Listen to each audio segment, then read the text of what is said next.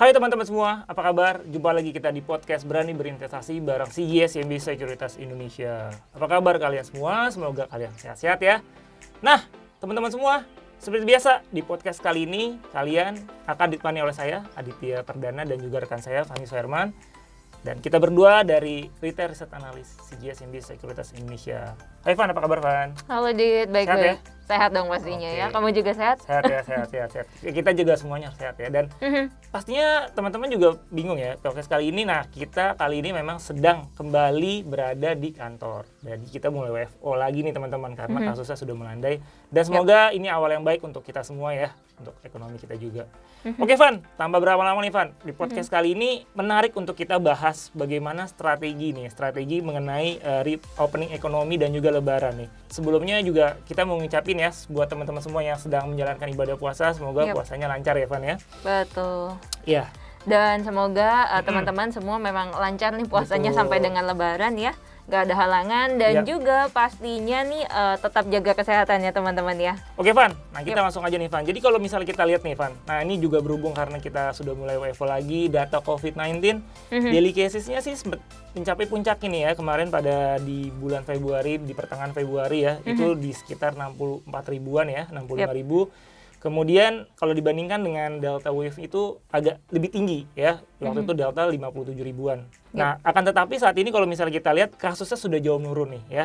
Dan kita lihat terakhir di data di tanggal 3 April 2022 kita dari case harian itu ya sekitar 1.900-an ya.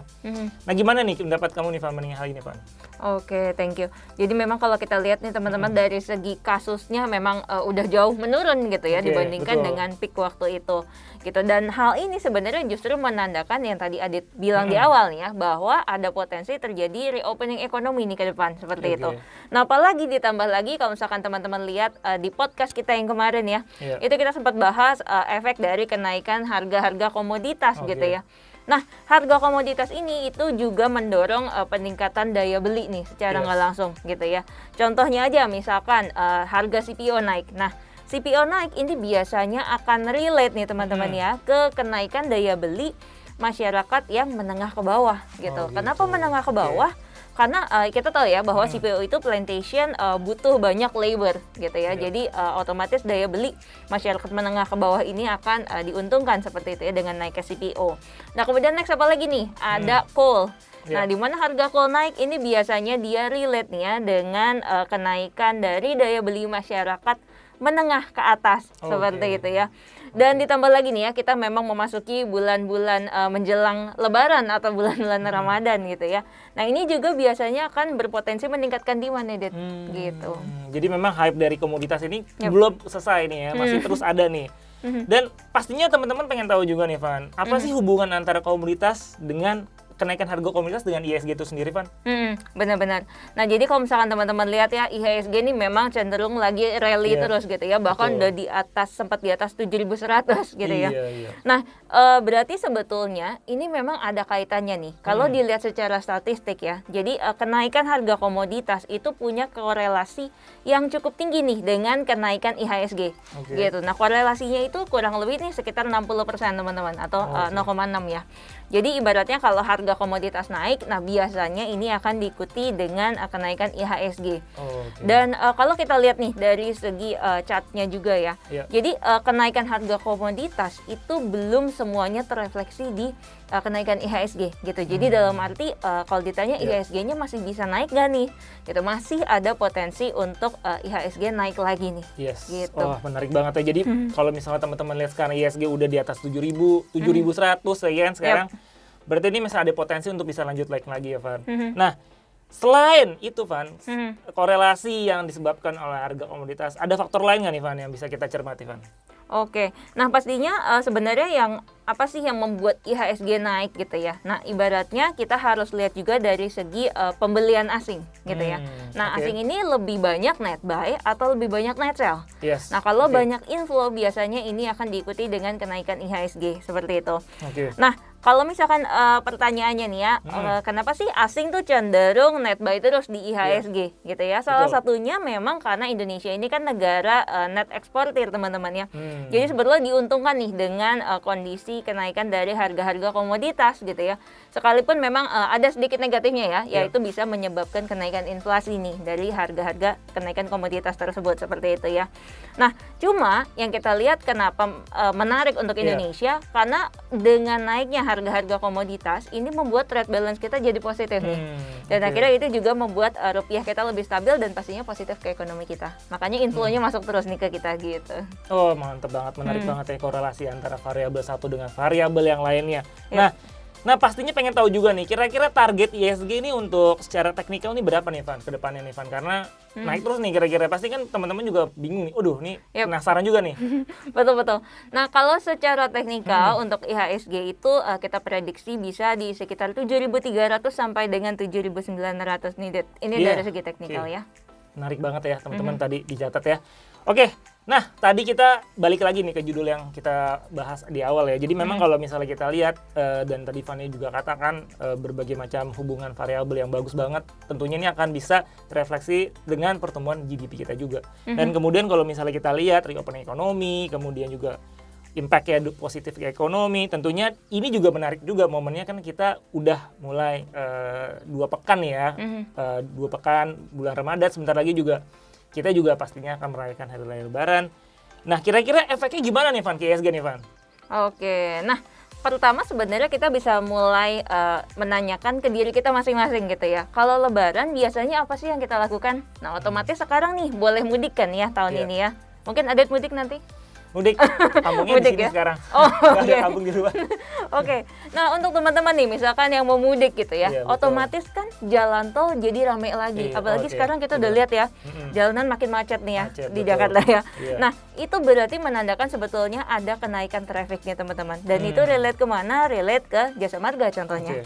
Seperti itu ya. Nah, otomatis berarti trafiknya naik ya, ini akan menguntungkan juga nih ke Jasa Marga. Kemudian next nih, apa yang kita butuhkan dari Lebaran? Biasanya ini identik dengan baju baru gitu ya. Betul banget ya. Apalagi sekarang boleh mudik dan boleh silaturahmi nih ke tetangga, ke saudara dan sebagainya. Pamer lah ya. Betul. Jadi kita mungkin akan beli baju baru gitu ya. Nah, ini relate kemana? Ke saham-saham misalkan kayak RALS, terus kayak MAPI seperti itu ya. Kemudian mungkin kita mau beres-beres rumah sedikit nih ya. Jadi beli perlengkapan rumah yang baru gitu ya supaya rumah kita lebih cantik. Nah, itu relate dengan Ace Hardware. Takutnya nanti ada tamu datang ya. Betul. Relate dengan Ace nih jadinya. Seperti itu ya. Terus nggak lupa lagi nih kalau silaturahmi biasanya kita pakai apa sih? Telepon. Ya kan?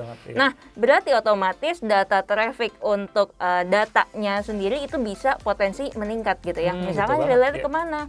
Bisa ke Telkom, kemudian Excel, Indosat. Jadi kira-kira kayak gitu, Dit. Wah, ini benar-benar menarik banget ya. Jadi memang dari kebiasaan bisa menciptakan opportunity juga ya. Dan tentunya tadi juga ada beberapa saham yang sudah di-highlight. Nah, pastinya nih Van, kalau misalnya teman-teman bingung kan udah bisa tahu nih pilih investasi saham di mana. Dan next nih Van, tadi kan ada beberapa juga yang sudah di-highlight ya. Itu gimana nih? Cara pilihnya gimana sih Van? Agak bingung nih masih teman-teman yang masih pengen tahu gimana nih kira-kira cara pilih sahamnya.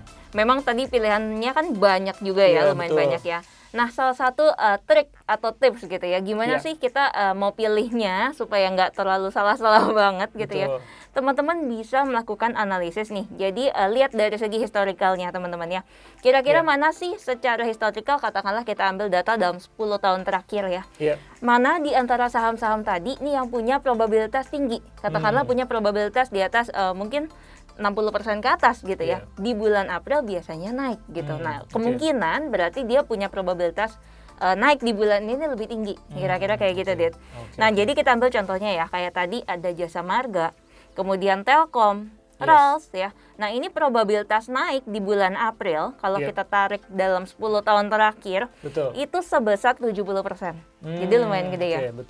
Nah, terus next MAPI nih. Jadi MAPI itu punya probabilitas kenaikan di bulan April dalam 10 tahun terakhir sebesar 80%. Wow, gede.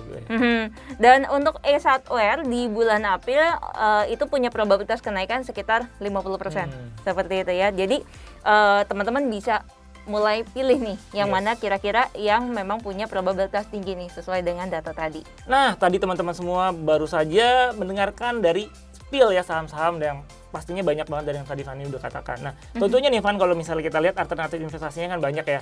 Jasa Marga, Telkom, Rals, dan Mapi juga nih. Nah, pastinya nih ada yang kurang. Kalau pengen tahu juga kira-kira target price-nya berapa sih Van untuk masing-masing saham tersebut, Van? Benar-benar. Nah, target price yang kita sebutin ini berdasarkan fundamental ya teman-teman ya. Jadi untuk Jasa Marga, target price kita itu dari CGS di 4.700. Kemudian untuk Telkom ini di 4.850. Kemudian untuk Rals ini di 900 dan untuk Mapi target price-nya di 1.000. Waduh, lengkap banget ya.